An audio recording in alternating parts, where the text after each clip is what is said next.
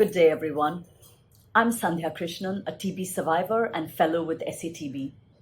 It gives me immense pleasure to be speaking at the plenary session for the India TB Summit. Talking about the proportion of the TB epidemic, here I would like to highlight whom it impacts the most. Patients, right? And how they are often the most ignored stakeholder in this fight against TB, which kills 1,200 people every day on an average, specifically in India. Patients are not subjects or statistics, but living, breathing people.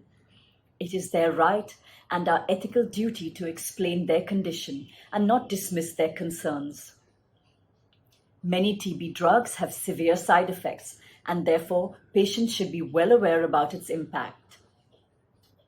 Drugs like cycloserine, clofamizine, amikacin have side effects.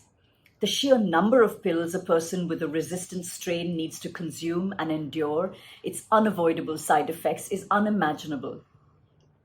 Not educating these patients about it and excluding them from making their decisions about their health can impact their quality of life and treatment outcomes. Considering the COVID-19 pandemic and how disproportionately it has impacted TB only highlights the need to rework our approach. The solution we propose as survivors at SATB is assimilating the survivor-patient perspective at every step. How do we do this? Through the theme of this conference. We reimagine TB care. Survivors and patients need to be made equal stakeholders in the policies and decisions pertaining to TB care by the government and by their health providers. Investing in high-quality diagnostics, drug development, and drug availability is a priority because millions suffer from the lack of access to these.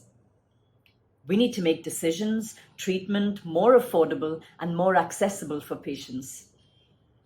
Taking into account the COVID-19 pandemic, creating new and more flexible forms of service delivery also becomes imperative, especially remote support. Another critical aspect is creating economic support programs for TB patients whose financial insecurity is often made worse by the cost of treatment. The mental health costs of TB can be very high, and integrating mental health care in TB is essential. This can be done by creating expanded mental health services and training healthcare staff and TB helpline workers in counseling, etc.